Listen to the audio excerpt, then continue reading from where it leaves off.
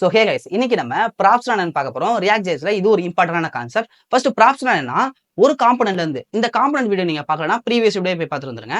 ஒரு காம்பனன்ட்ல இருந்து ஒரு டேட்டா இன்னொரு காம்பனன்ட்க்கு போறதுனா only can possible by props. ஓகேவா? ஸோ அதை நான் வந்து ஒரு விஷுவலா காட்டுறேன் பாருங்களேன். ஸோ இப்போ காம்பனன்ட் 1ன்னு ஒன்று இருக்கு, காம்பனன்ட் 2ன்னு ஒன்று இருக்கு. இப்போ காம்பனன்ட் 1ல இருந்து ஒரு டேட்டா எனக்கு காம்பனன்ட் 2க்கு போறோம்னா கண்டிப்பா ப்ராப்ஸ்னால மட்டும் தான் முடியும்.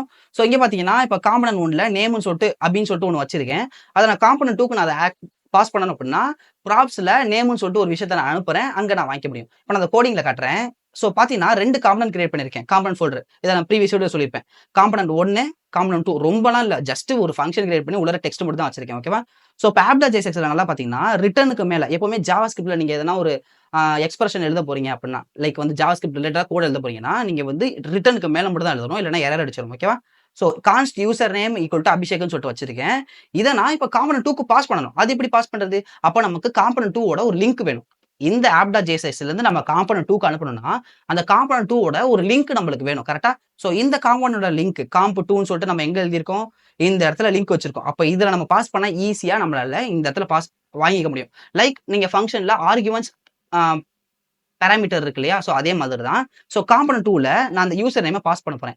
என்ன வேரியபிள் இந்த இடத்துல நீங்க என்ன பேர் வேணாலும் கொடுக்கலாம். லைக் பாத்தீங்கன்னா நான் அபின்னு சொல்லிட்டு ஒரு வேரியபிள் இங்க கிரியேட் பண்ணிக்கிறேன். இதுல இந்த பிராக்கெட் மூலமா தான் உங்களால பாஸ் பண்ணிக்க முடியும். ஓகேவா? ஸோ இந்த பிராக்கெட்ல அந்த யூசர் நேம் கொடுத்துட்டேன். User name which holes Abhishek. ஓகேவா? ஸோ அபிங்கிற பேர்ல நான் பாஸ் பண்றேன். இப்போ காம்பனன்ட் 2ல போயிட்டு இன்னொரு h1 டேக் கிரியேட் பண்ணிக்கிறேன். ஸோ இப்போ இதுக்கு உள்ளார போயிட்டு நான் அபின்னு சொல்லிட்டு கொடுக்குறேன். நல்லா பாத்தீங்கன்னா இப்போ நான் அவுட்புட் போய் பாக்குறேன், எனக்கு வந்து எரர் அடிக்குது. ஓகேவா? ஏன்னா அபிங்கிற பேர்ல இங்க எதுவுமே இல்ல.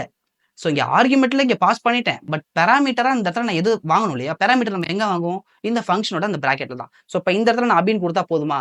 இல்ல. இந்த இடத்துல நம்ம டீகன்ஸ்ட்ரக்ட் பண்றோம். ஒன்ஸ் நீங்க டீகன்ஸ்ட்ரக்ட் பண்ணலாம். இந்த மாதிரி அபின்னு சொல்லிட்டு டீகன்ஸ்ட்ரக்ட் பண்ணலாம். இப்போ பாத்தீங்கன்னா எனக்கு அவுட்புட் வந்துரும். இல்ல ப்ரோ எங்க ப்ரோ ப்ராப்ஸே காணோம் அப்படின்னீங்கன்னா, இந்த இடத்துல நீங்க வரத ப்ராப்ஸ்ன்னு சொல்லிட்டு ஒரு பேர்ல வாங்கிட்டு ப்ராப்ஸ்க்குள்ள எல்லா விஷயமும் இருக்கும். லைக் இங்க பாத்தீங்கன்னா இதுல நீங்க இந்த காம்பனன்ட் 2க்குள்ள என்னென்னலாம் பாஸ் பண்றீங்களோ அது எல்லாமே ப்ராப்ஸா தான் வரும்.